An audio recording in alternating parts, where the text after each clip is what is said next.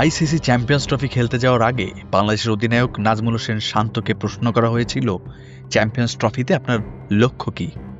জবাবে শান্ত বলেছিলেন, আমরা চ্যাম্পিয়ন হওয়ার জন্য খেলব। অধিনায়কের এমন আত্মবিশ্বাসী উত্তর শোনার জন্য সামনে বসা ক্রীড়া সাংবাদিকদের কেউই প্রস্তুত ছিলেন না।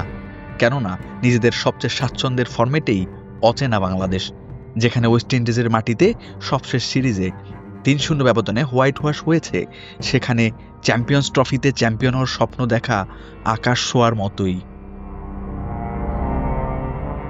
পায়ের নিচে মাটি শক্ত না হলে আকাশ যে ছোঁয়া যায় না, তা হাড়ে হাড়েই টের পেয়ে এলো নাজমুল হোসেন শান্তর দল।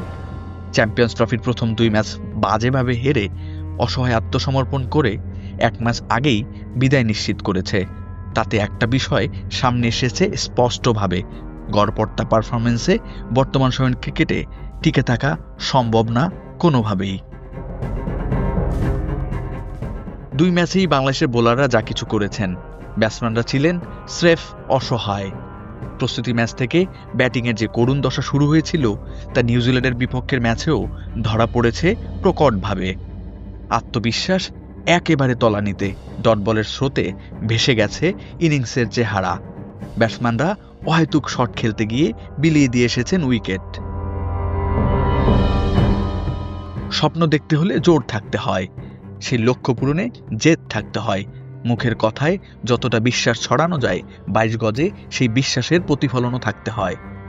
দলের পারফরমেন্স, মাঠে শরীরী ভাষা, লক্ষ্যে পৌঁছানোর লড়াই, কোনো কিছুতেই রেসে ছিল না বাংলাদেশ, বরং নিজেদের পারফরমেন্সকে হাস্যরসে পরিণত করেছে। সাফল্য আসলে বলে কয়ে আসে না, এর জন্য যে নিবেদন থাকতে হয়, কষ্ট করতে হয়, ভাবনার গভীরতা থাকতে হয়, তার ধারে কাছেও নেই ক্রিকেটাররা। তাই তো এখন সমালোচনা বেড়ে গেছে বহুগুণ, হাসি আর ট্রলের ঝড় বইছে সর্বত্র। সবশেষ ২ ম্যাচে বাংলাদেশের ডট বলের সংখ্যা ছিল আশঙ্কাজনক। ৫০ ওভারের ম্যাচে যদি ৩০ ওভার থেকে রানই না আসে, তাহলে আর বাকি থাকে কি? নিউজিল্যান্ডের বিপক্ষে বাংলাদেশের ইনিংসে ১৮১ বলে কোনো রান আসেনি। ভারতের বিপক্ষে সংখ্যাটা ছিল ১৫৯ বল। দুবাইয়ের সেদিনের উইকেট কিছুটা কঠিন থাকলেও রাওয়ালপিন্ডিতে রানের প্রশাসন উইকেটে খেলেছে বাংলাদেশ। তারপরও ব্যাটিংয়ের এই দশা, যা যার পর নাই হতাশ করেছে বাংলাদেশের ক্রিকেট প্রেমীদের।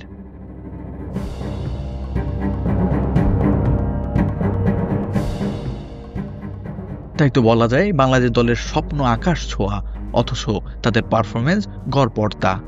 যে পারফরমেন্স দিয়ে স্বপ্ন ছোঁয়া দূরের কথা, সমর্থকদের মন ভরানোও যায় না।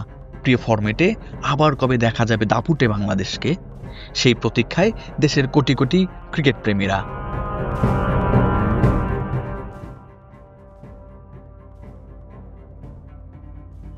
দেশ জুড়ে তোলপাড়, ওয়ালটন ফ্রিজ কিনে হতে পারেন মিলেনিয়ার। এছাড়াও রয়েছে লক্ষ লক্ষ টাকার ক্যাশ ভাউচার সহ কোটি টাকার নিশ্চিত উপহার।